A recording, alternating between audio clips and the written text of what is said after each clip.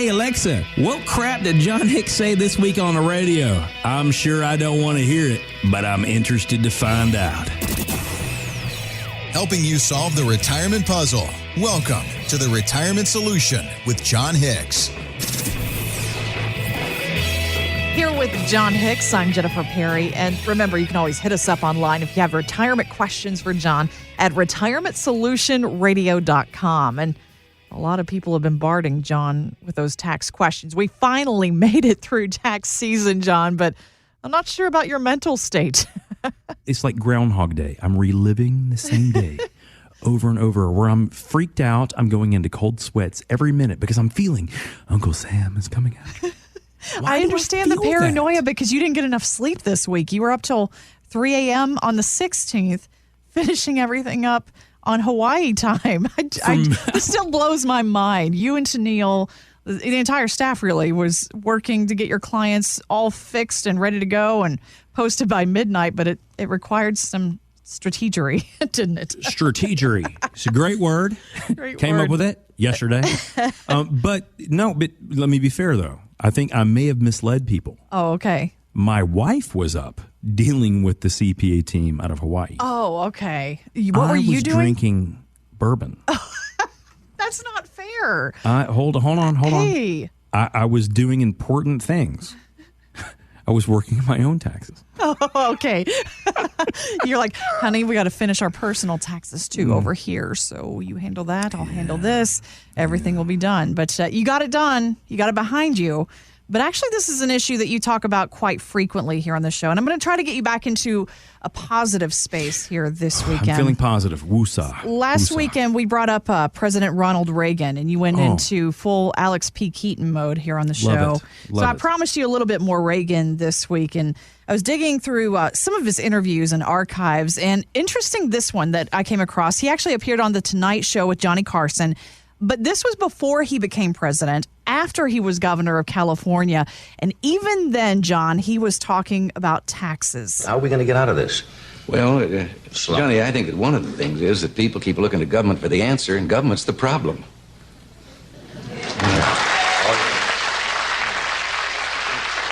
A moment ago, you asked, about people and feeling not only confused, but low and down in America. First of all, the American people, if they would just take a little inventory and look around, you triple our troubles, and we're better off than any other people on earth. And we've asked so much of government, and we've gotten in the habit over the last 40 years of thinking the government has the answers. There's very little that government can do as efficiently and as economically as the people can do themselves. And if government would shut the doors and sneak away for about 3 weeks, we'd never miss them. First of all, there's so much I love about that interview, so much. But government, he sounds like he could be from Kentucky, doesn't he? I love that. But first of all, Jennifer, did you hear the pregnant pause of everyone when he first said, government's part of the problem? And all of a sudden, crickets. Because you know where he was, because back in the day, the Johnny Carson show, of course, was filmed in Burbank, California. Mm-hmm. And he was no longer governor. This was probably, 1970, into 74? Into 75, actually, Okay, so perfect. So 1975. So he was no longer governor.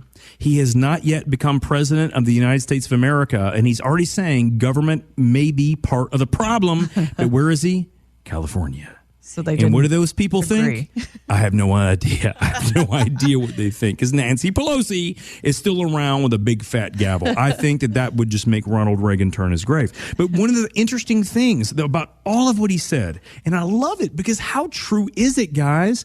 How true is it? Government is the problem. Most Americans could figure out their own things if they didn't have to deal with the government. But, Jennifer, what I want to know, and here's the more interesting thing here. Why did Ronald Reagan have time to run for president of the United States of America? Let's see. Because he did resume a little bit of acting and did some things in between that period. So I'm not sure. Why was that? Well, amazingly enough, at that period of time, if you made more than $200,000 a year, the federal tax bracket put you in the 90% tax rate. Ugh. So Ronald Reagan, if he made 2 films, he could roughly make a film every 3 months or so. Mm-hmm. So if he made 2 films in a year, $100,000 he would make for each one. He made $200,000. Mm-hmm. If he made a single film more over the course of the year, he would be over 90% tax rate. So because of that, he had 6 months of the year. He'd make 2 movies in the beginning of the year or the end of the year, whenever it was, and he would take 6 months off. Yeah, why make any more? I know, because you're just going to give 90 cents of every dollar to the government. Yeah. But then he lived in California. Do you know what their tax rate was? Oh, boy. 10%. Oh, so they took the rest. The whole paycheck would have just gone out the door. They wow. took the rest, so he made nothing for any work he did. And his whole point was, America will never be great unless we understand capitalism is king. We have to have people that want to work for wages. We have to have people that want to hire other people. We have to have people that want more than what everyone else has. That would be socialism. And guys, that is crap. Reagan understood this in 1975, and that's what he was talking about. That is the greatest part of our nation. That is what we need to get back to. We need to get back to the government not telling us what to do, how to do it, third bathrooms, nonsense, or just causing a problem every time they feel there's a problem. I am sick of politicians more than I've ever been sick of in my life. I don't care what side they're on, guys. I don't care. Yeah. I'm a fiscal conservative, and so I root one way most of the time. But having said that, I'm sick of all of it. Sick of the tweets, sick of the stupidity, sick of the nonsense, because they're not helping us one single bit with what they're doing. And so the one thing that I do want us to understand, because this is so important, this is the thing that I wanted us to go back at this when we're talking about Reagan and what he actually did. He said people feel low and down. Well, that was me this week. I felt low and down. I had to pay a ton of money to the government. To be honest with you, I don't think they deserve it. Right. I know where it goes. I understand that. I still don't think they deserve it. And so every day of my life, I want to work harder, not just for them. Forget them. I want to work harder for me. I want to work smarter for me and my family so that we can structure better plans. That's what this show is about. That's what this world is all about. But we got to do it better, guys. We got to do it better. But we got to know where to start. And here's the bigger thing. In this show, we talk about the retirement solution. But for a moment here, I'm going to talk about the retirement problem. Okay. And the retirement problem is Washington. The 3 biggest issues that we're going to have to deal with when it comes to Washington, D.C., unfortunately, are all based on retirement. Social Security is the largest cost to our government. It's also the greatest benefactor of our retirement that we're going to have. Mm-hmm. We paid into it, by the way. Yeah. It's not an entitlement. We paid in. The problem is we didn't pay in enough. And so the government's going to have some issues about that. But on top of that, we need it. Do we not? We do. Yeah. Number 2, Medicare. Medicare is the second largest thing that our government pays for. And when we're retired, where does that money come from? The government. And the problem is that we have paid in. Absolutely, we've paid in. But we haven't paid in enough for the cost of health care going up. And so government also controls our taxes. So if you think about the biggest 3 things, or maybe not the biggest, but huge pieces of retirement, government controls Social Security, they control Medicare, and they control the tax rate. Guys, unless you have a huge pension from a very solvent company, or you own a ton of real estate, maybe even in other countries, depending on taxation, the government controls 3/4 of our retirement. Do you want that? Is that what you worked for? I don't. I didn't, and I'm not going to. You have to understand trusts and estate planning and how we calculate our retirement is all a huge piece of this puzzle. It is. You have to have 3 to 4 independent income streams to be retired correctly. Ronald Reagan had that. He did. That's how he was able to go fight the masses. He had time down. So that he could actually work hard to do better for all the rest of us. And from the time he became president, tax rates have gone precipitously down. Now, guys, they're on their way back up. 2025 marks the time when the tax rate will go back to the old standard. And by the way, that old standard was crap. It's not going to get better than it is from here. So we have to understand, if we want to take that little bit of Reagan, that little bit of humanity, civility, that little bit of happiness, where he was actually thinking about us as human beings, it made me feel good. And that's what I want for all of us. We have to do better, but we can't do better unless we know better. If the government's going to take taxes from us to then just pay out our Social Security and then just pay our Medicare, hold on. They're taking money from taxes to pay that. Is that not just a Ponzi scheme? Right. Is it not just a Ponzi scheme? In 1975, did Reagan not tell us this then? I think he did. We have to do better individually. You can't just hear me and decide what you're going to do out there. You can't just hear anyone decide what to do. You can't listen to Dave Ramsey, Jill on Money. You can't listen to anyone decide what you're going to do. You have to actually have something in your soul, something in your internal being that just says, I want better. Not even more, better. Civility. Happiness is what actually Reagan said, because he talked about people being low and down. Mm-hmm. We can all do better. And what he was searching for was that. I don't know that we're finding it in this current president. I'm not against it. I'm not saying that. I'm just saying I want the old school. I want 1975. I want what I just heard. I want Ronald Reagan's voice in my head. Because if I live my life by that standard, I'm going to live a better life, regardless of who's president, regardless of who's in Congress, regardless of any of this stuff. But the one thing I need us to understand, Washington can shape your life if you let them. We all have the opportunity to change that. Social Security, you got to understand. And you got to understand when you should select it. It's not some crazy thing. You just got to understand, when should you take it on? How's you going to be taxed on that? That's a bigger issue. That's the one that most people don't talk about. How are you going to be taxed on that? When it comes to Medicare, I would love for so many people to retire early, but they got to pay for health care costs, and that can cost you out the nose. Yeah. Are there ways around that? There are. Do you know them? Do you want to retire early? Can you? You got to find out your answers. When it comes to taxes, this is the best thing right now we can control for a very brief period of time. And the folks of us out there that have done it, I know you feel better about yourself. I know. I've talked to you. I've had over 1,000 people that have attended my classes at U of L. We have talked through this. You understand it. You are killing it, and you're doing better on your own, or you're seeking out proper help. I love that. You're winning the game. But those of you out there that are going, yeah, that sounds good, you're going to have to get off the ledge. You're going to have to do something about it. You're going to have to get off the ranch riding the horse, and you're going to have to run for something. Run for the president of your retirement. Maybe you're not going to be Ronald Reagan. Maybe we don't want to go that far, but be the president of your retirement. What are you going to do about it? You can control your taxes. I suggest we do, because no one I see on the horizon is talking the same way that we need our goals as Americans accomplished. No one. They're all talking about themselves. And I hate that. We've become a very self-serving nation. Self-serving nations lose. We can all do better, but we got to start right here, right now. I'm tired of being low and down. President Reagan, come back for me. Bring me back. Bring me back to the good days when I can actually do what I sought out to do. Win the game, guys. Win the game. Retirement is a simple journey, a last journey potentially for most of us, a last journey of that endeavor that we call life. Make it the best journey you got. Don't take any bull crap from anyone else. That BS, leave that to the losers, the pansies, the ne'er-do-wells, the ones that always want to shoot us down. Take control. We can all do it, but we got to know where to start. Start somewhere. Start today. Easter Sunday, this is the day of uplifting ourselves. This is the day to start anything. This is the resurrection of our retirement.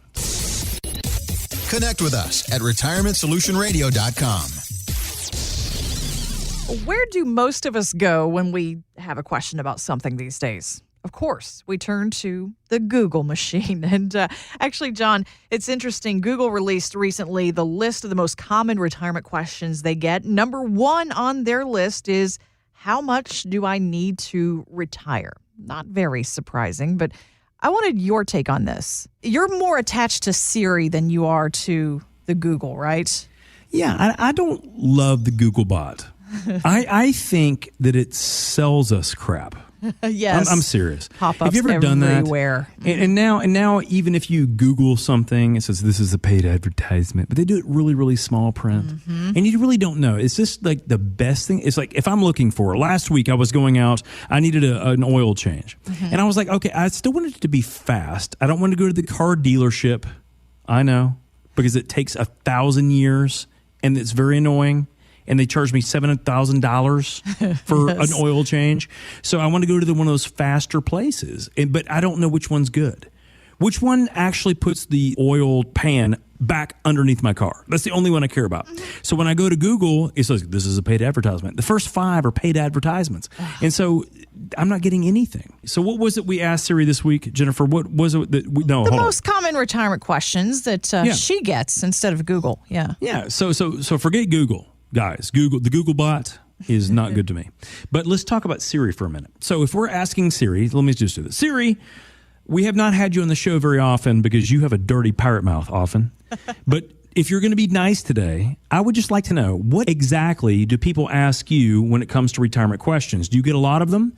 And if you do, what are the major ones? How much do I need to retire without my husband? Ooh. Can I deduct bourbon as a medical expense? Oh. Seriously? I live with an idiot. How to retire where the grandkids find me, but my kids can't. Oh. I'm not into drugs, so where can I blow my Social Security's check? How about Masters tickets for next year? For real, these are the big ticket items that people asked you about this week? They don't always ask these questions, John, but they did this week. Why do you ask? This is what you get. See, I'm not even going to ask you how that works out. But see, ladies and gentlemen, see what Siri listens to. So if you're out there and you're saying, hey, Siri, blank, blank, blank, she knows what you're talking about. She knows that some of you want to leave your husbands, or, well, no, just don't say leave them. You just want to find out how to retire without them around you. Hey, Yeah, I got a lot of clients that do that. I get it. I understand that. Bourbon could be technically a medical expense because if you think about it, Brown-Forman was the only existing. This is a wonderful city to be in when we get to talk about this. But during Prohibition, there was only one distillery that was allowed to stay open and produce bourbon legally for medical reasons. Brown-Forman. That's right, kids. That's right. That's awesome. Can you retire where your grandkids can find you, but your kids can't? That would probably be the play area at McDonald's. Your kids will never They'll stay find away, you there, but your grandkids will find you every single time. And let's answer that last one. You're not into drugs. Good for you. That's what we need. We had Ronald Reagan on the show earlier. Nancy said that we need to play it straight. No. We need to say no to drugs. So if you're not into drugs and you want to blow your Social Security's check, here's about this. Why don't you save it? Woo! If you have enough money to blow it, why don't you just save it for a rainy day? Ladies and gentlemen, we will have a rainy day in the stock market at one point in time where things will not look as good. Macy's will be effectively running their 70% off sale. And if you've clipped that friends and family coupon from the paper and you have your Macy's card where you get an extra 10% off, you may be able to get an unbelievable value for dirt cheap. So don't blow that money. Save it for a rainy day. That's the way at least I was raised. And I think it's helped me out. At least that's why I'm on the radio, making all of your lives horrible every single Sunday. But actually answering a lot of questions too in the process. Do you get some absurd questions from time to time, John? I don't know that there's any such thing as an absurd question. I mean, and as long as people are honest about how they ask it, and I do hear this all the time. People ask, what should I do about this? What should I do about that? And every single answer that I give anyone could be different. For instance, if someone says, I just really don't want my spouse to blow the cash. Okay, fair enough. There's a very different answer to that. Someone says, hey, I want to hide this from my spouse. Now, notice, those are two very different questions, Yes. but you got to understand how that works out. So you don't want to hide anything. It's probably not a great relationship if you got to hide things. Right. Be honest about it, but just make sure that we can't blow it all. By the way, in my own personal life, if any of you know me, my wife works for me. As a matter of fact, she works with me. you, yes. She does not work for me in any capacity. She runs an entire division of which I have no control over, but she is awesome. I hired her because she's better than me at about 99% of everything. Yes. Truly. She really is. It is true. And if you ask her, she won't even say that she is, but you can see in her eyes, yeah, she's better than me and everything. But having said that, the point is that we do have different accounts for different reasons. The money that we know that we've made that we can spend on kids and do these things go into one account. Now, money that we know for a fact is going to go into something that we're never going to touch, but we're in agreement on that goes into a different account. They're also invested very differently. That also changes our retirement paradigm. So it's very important to understand those things. So don't put all your money in just two baskets and expect that to all work out. You probably need to have a completely different strategy.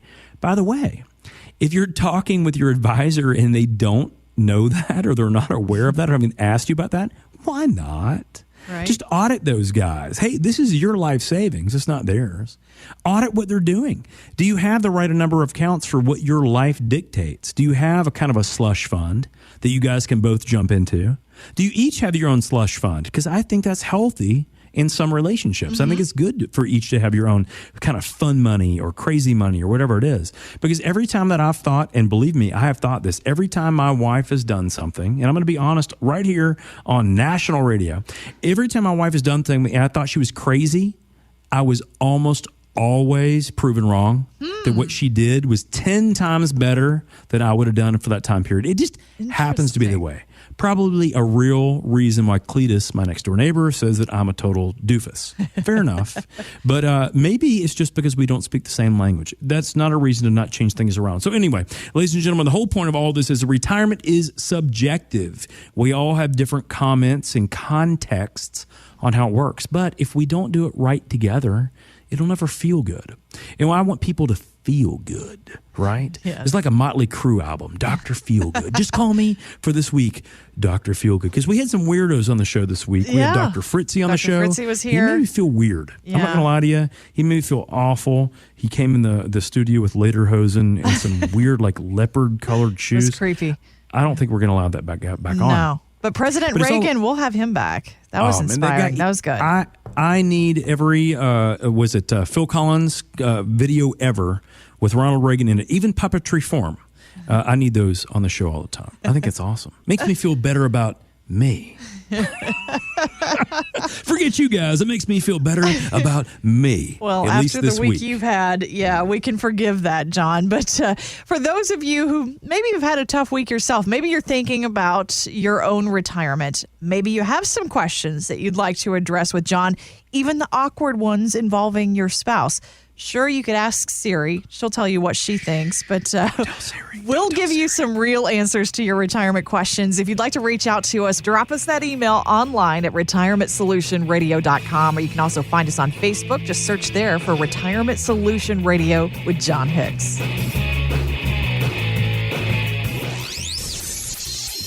There's no such thing as a dumb question. Drop us an email with yours at retirementsolutionradio.com. Financial professionals are not licensed in all 50 states. To find out if John Hicks is licensed in your state, please call 502-690-5635. J. Hagan Capital Inc. is not affiliated with nor endorsed by the Social Security Administration or any other government agency and does not provide legal advice. Annuity guarantees rely solely on the financial strength and claims paying ability of the issuing insurance company. By contacting us, you may be provided with information about insurance and annuity products offered through John Hicks, Kentucky Insurance License number 998827.